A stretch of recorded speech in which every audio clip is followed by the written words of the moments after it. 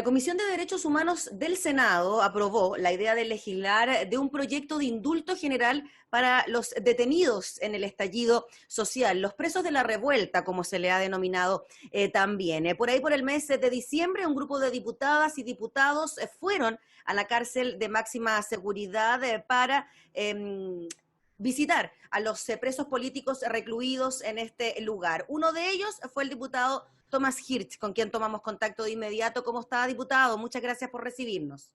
Hola, ¿qué tal? ¿Cómo está Gabriela? Buenos días. Diputado, primero le quería preguntar por esta iniciativa, ¿no? que surge frente a esta situación de detenidos post-estallido social que en muchos de los casos siguen teniendo medidas cautelares. Ni siquiera hay sentencias, condenas y ya ha pasado más de un año. Primero, su opinión sobre aquello. La verdad es que vivimos una situación muy contradictoria y paradójica, porque por un lado, todo el mundo reconoce que el estallido, la revuelta de octubre del 2019 abrió el camino para un proceso que hoy día nos tiene a puertas de una nueva constitución, de una convención constitucional.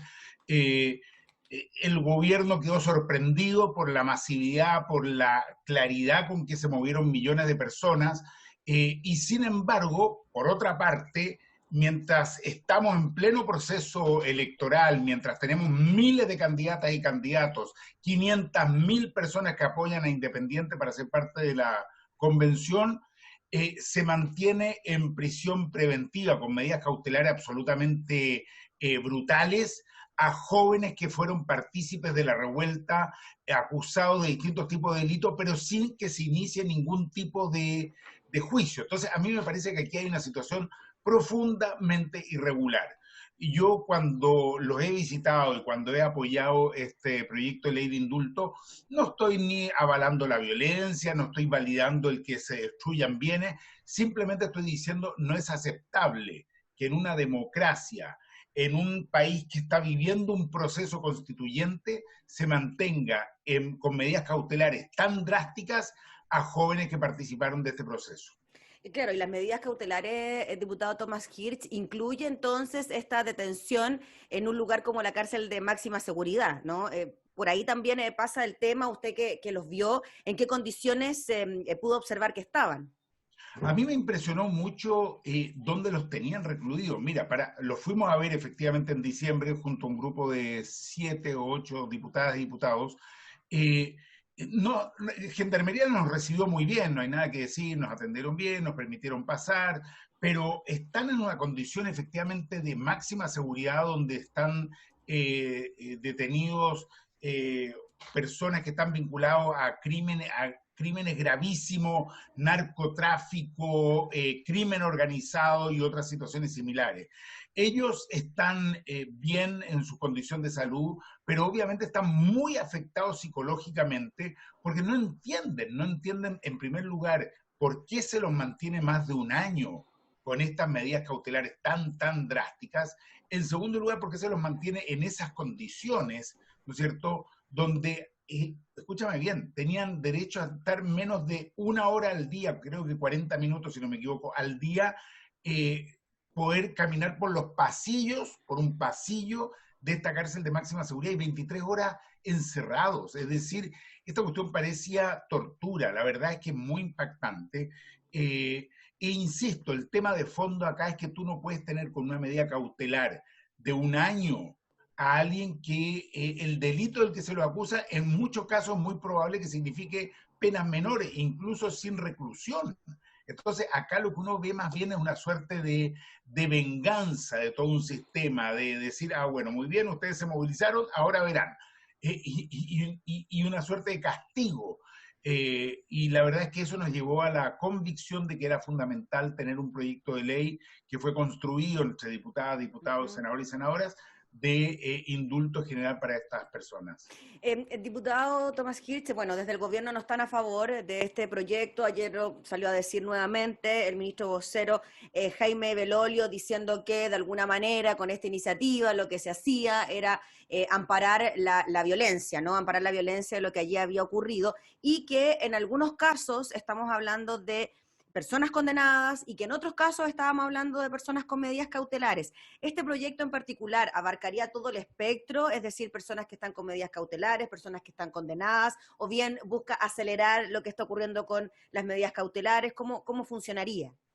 Nosotros estamos hablando básicamente de las personas que son mayoritariamente jóvenes con medidas cautelares. Yo quiero agregarte que además de ir a visitarlo a ellos, nos reunimos con sus familiares hace algunas semanas ya, y ya a comienzos de enero, y están en una situación desesperada. La mayoría es gente muy humilde, que ha tenido que contratar abogados, que ha tenido que gastar cifras de dinero enorme, que se han endeudado. Hay algunos que tuvieron que hipotecar algunos bienes para poder cubrir los gastos de abogados. Y eso que han tenido abogados que en general han buscado darles las mejores condiciones y facilidades. Entonces, acá hay una situación humana muy compleja, muy dura, muy difícil. Cuando yo escucho al ministro vocero de gobierno, Jaime Belolio, que ha sido diputado, que plantea desde ya que el gobierno va a vetar esto, es una falta de respeto a la democracia, es una falta de respeto a nuestra institución, al Congreso Nacional, que somos representantes elegidos democráticamente por la ciudadanía. Podríamos tener distintas opiniones, nosotros respetamos y hacemos valer la mayoría. Si en el Senado y la Cámara de Diputados este proyecto de ley es rechazado, es mayoritariamente votado en contra, bueno, tendremos que aceptarlo. Pero diputadas y diputados representan a la ciudadanía legítimamente y no es posible que el gobierno de antemano pegue una bofetada a la democracia diciendo que lo va a vetar. Y entonces, bueno, hagan ustedes lo que quieran, pierdan el tiempo, legislen como se les dé la gana porque nosotros lo vamos a vetar. Me parece inaceptable. Me parece que uno podría esperar un poco más del ministro Belolio habiendo sido diputado de la República.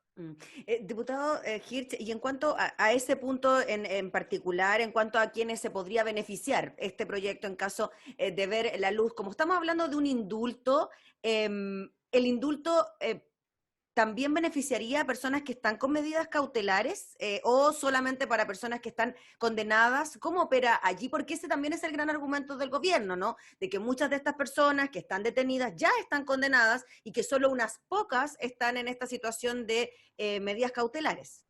Nosotros creemos que por el bien del país, por el bien de esta persona, por construir un proyecto constituyente que sea legítimo, validado por todas y por todos, esta medida, es mi opinión personal al menos, esta medida debería aplicarse para todos los que de algún modo se vieron involucrados en situaciones de la revuelta, condenados y los que están con medidas cautelares. Pero nosotros estamos muy abiertos a que esto se discuta en el Congreso, como cualquier proyecto de ley, se presenten indicaciones, se mejore el proceso, el proyecto, quizá alguien lo quiera restringir.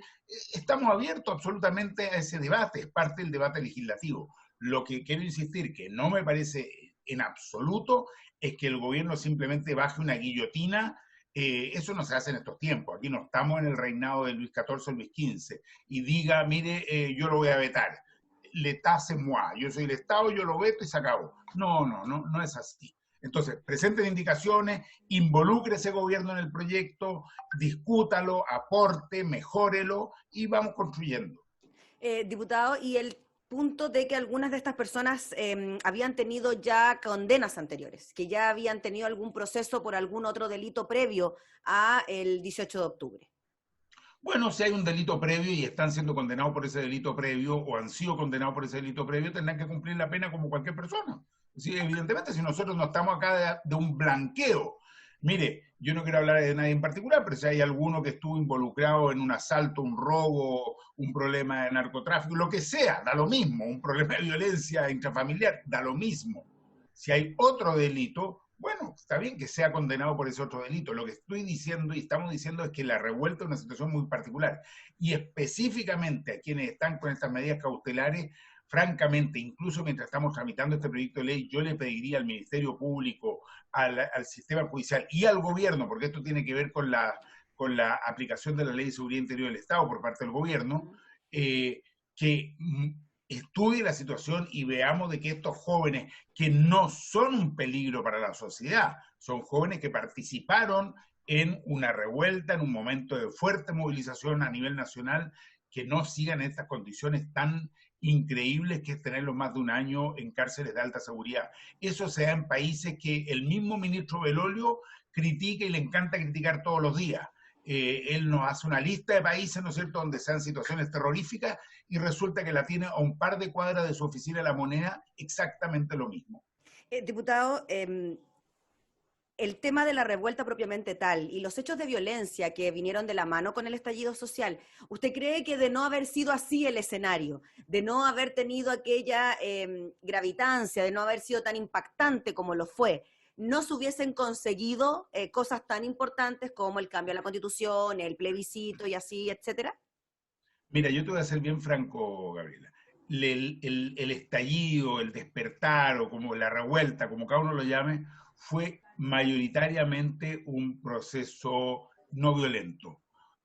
Fue un proceso participativo ciudadano. Yo participé con mis hijos y estaban mis nietas. Y mis nietas las llevó mi hija y tienen 3 años y no estaban precisamente tirando piedras. Entonces, quienes estuvimos allí, que fuimos millones en distintos momentos y en distintos lugares, lo hicimos en una forma no violenta, demandando un país más equitativo, más justo, con mejores condiciones para todas y todos. Hay algunas situaciones de violencia que yo condeno. Lo que no está claro en muchas de esas situaciones es quiénes son los responsables. Ni el gobierno los ha podido esclarecer a ver qué pasó con las famosas estaciones del metro. Mira, aquí pueden haber todo tipo de explicaciones. Las tesis que hay son múltiples, desde infiltrados del mismo servicios de inteligencia del gobierno hasta extrema izquierda, extrema derecha, grupos fascistas neonazis, grupos internacionales, grupos... Mira, hay de todo tipo de tesis. Entonces, decir que la revuelta fue violenta, decir que acá lo que se intentó fue destruir, es como cambiar la historia. Acá estamos en presencia de una suerte de posverdad bien curiosa. Esto de las fake news. Entonces hoy día uno escucha al gobierno decir, estábamos de acuerdo, pero la verdad es que eso fue pura violencia. No, pues yo escuché al presidente hasta decir, porque ya con su nivel de verborrea, decir que estuvo en las manifestaciones, pues. Entonces habría que preguntarle si él también estuvo tirando piedras, si él también estuvo incendiando cosas. No, el 99,9% de los millones de chilenas y chilenos que se manifestaron lo hicieron en forma no violenta. Y las situaciones de violencia no está claro hasta acá de dónde provinieron. Lo que sí está claro es que Carabineros violó los derechos humanos, atacó en forma violenta. Tenemos jóvenes que están con daño ocular, eso lo vemos todos y todas, y que tenemos jóvenes que quedaron ciegos y tenemos más de 23 jóvenes que fueron asesinados o muertos durante la revuelta o los días posteriores. Eso es lo que tiene que investigarse. Finalmente, diputado, y con esto sí cerramos, los vecinos del centro de Santiago, de la Plaza Dignidad, Plaza Italia, Barrio San Borja, también el gobierno los menciona a la hora de justificar su actitud de estar en contra de un proyecto como este. ¿Cómo lo ve usted? ¿Qué le diría usted a esos vecinos? Le diría que entiendo perfectamente que ellos pueden haber vivido una situación muy, muy dura, muy difícil, de la cual no son ni culpables ni responsables, simplemente vivían en un sector donde se concentraron las movilizaciones, pero ellos, esos vecinos y vecinas, saben muy bien que no se legisla porque un ministro dice que hay un par de cuadras que tienen dificultades. Mira, te doy un ejemplo concreto. Acabamos de aprobar un proyecto de ley para cerrar pasajes. Calles y pasajes. Bueno, lo hicimos y hay mucha gente que le gusta, pero créeme que hay otra gente que no le gusta. Hay otra gente que dice, no, eso restringe la libertad, eso no permite pasar. Entonces, ¿qué me está diciendo el gobierno? ¿Que va a legislar en base a una encuesta o en base a lo que creemos que es adecuado desde el punto de vista de la normalidad de un país? Si el gobierno hace una encuesta en ciertas comunas, las conocemos, ¿no es cierto? La mayoría de la gente va a decir que quiere pena de muerte. Hay 3 comunas en este país que tienen una visión totalmente distinta al resto del país. ¿Va a legislar el gobierno en función de lo que digan esas 3 comunas el rechazo? No me parece, no es así como se legisla en función del bien común de un país completo. Muy bien, pues diputado Tomás Hirsch, le agradecemos enormemente por el contacto y seguiremos atentos al trámite de este proyecto de ley que ya fue aprobado en general en la Comisión de Derechos Humanos del Senado. Pasará entonces en algún momento también a la Cámara de Diputadas y Diputados. Gracias. Sí, pues ahí nos tocará a nosotros ya directamente en la Cámara de Diputadas y Diputados, así que con gusto seguimos en el tema. Gracias, diputado, que esté muy bien, que tenga buen día. Gracias, buenos días. El diputado Tomás Hirsch hablando entonces sobre este proyecto de ley que permitiría indultar a los presos de la red.